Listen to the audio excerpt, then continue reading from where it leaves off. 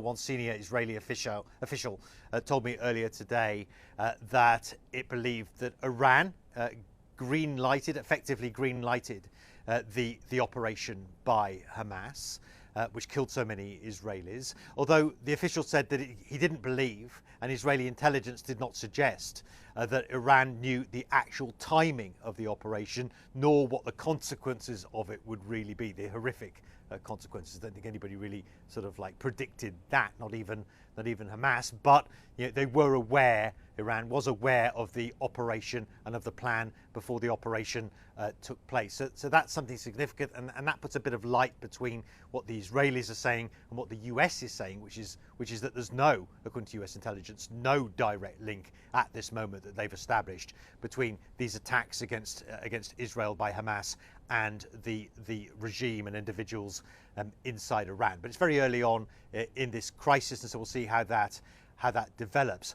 Also, this Hamas official, again speaking on Russian television, said that Russia was very supportive of Hamas. Now, obviously, we know that Russia has a relationship with the Palestinian militant group, as well as others in the region as well. But no Israeli officials that I've spoken to, at least, are drawing a direct connection between what happened here at the weekend and Russian involvement. In fact, Russia's official position is that it supports a two-state solution. It's called on all sides to step away, basically, from bloodshed. That doesn't mean, just to be very brief, that doesn't mean that this crisis doesn't play into the hands of Vladimir Putin and Russia. First of all, it distracts international attention, specifically US attention, away from the conflict in Ukraine.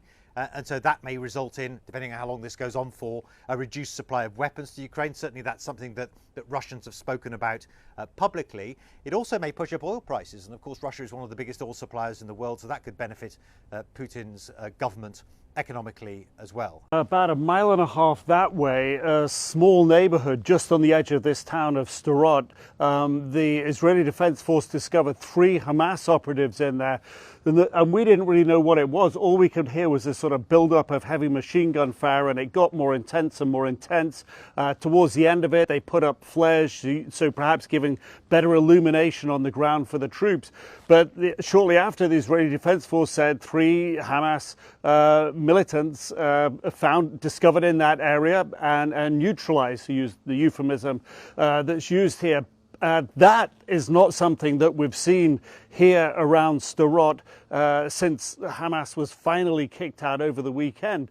But it is indicative of what's happening along the border, where you suddenly get these areas where there's a concentration of Israeli troops, where the area is secured off, you can't get into that area. Other things happening that we haven't seen as well. We've seen tanks firing just along there towards the Gaza fence line. It's a couple of miles. We knew that the tanks were there, but they're firing. We don't know why they were firing this evening. And just literally in the last couple of minutes, there was a flare-off in the sky there. Not sure what that was doing. There was a fighter jet that flew over, dropped chaff as it flew over Gaza. There was a large explosion after that, and a couple of other heavy explosions with the big flashes. So the hour prior was fairly quiet. Now there's an uptick again. Just this is the way that it seems to go. Quiet, then it picks up. I hear the fighter jet again. And a little before that, we were hearing detonations sort of further down the Gaza Strip, further south from us here. Israel this morning says it's attacking the Gaza Strip more intensely than ever before. Gaza has never seen anything like this, with bombardments coming around the clock. Retaliation to the terror attacks from Hamas in villages and at a music festival inside Israel over the weekend that killed at least 1,300 Israelis. And this is just the beginning of Israel's response. Israeli troops and heavy weapons are streaming south ahead of a ground offensive into Gaza that could come at any moment. Israel says it will go into Gaza, even though Hamas is prepared for street-to-street fighting and is holding more than 100 hostages. Secretary of State Blinken arrived in Israel this morning. The U.S. is trying to ensure this conflict doesn't spread into a war across the Middle East. But once the bombs start falling, wars are hard to contain. Israel is reinforcing its northern border with Lebanon, with concerns that Hezbollah, a Lebanese militant group that supports Hamas, could open a second front. For the people of Gaza, there's nowhere to run. The Gaza Strip is cut off with no way in or out. Israel has also cut the power and water and says it is warning citizens to evacuate buildings before they're attacked. But casualties are mounting. One video that is very disturbing shows a baby pulled from the rubble and motionless. American doctor Barbara Zind was in Gaza on a humanitarian mission, and now she's not a hostage, but she can't get out. There's no passage out right now, so we're hoping that a humanitarian corridor will be made so that aid can come in to the Gazans and people who want to leave can go out.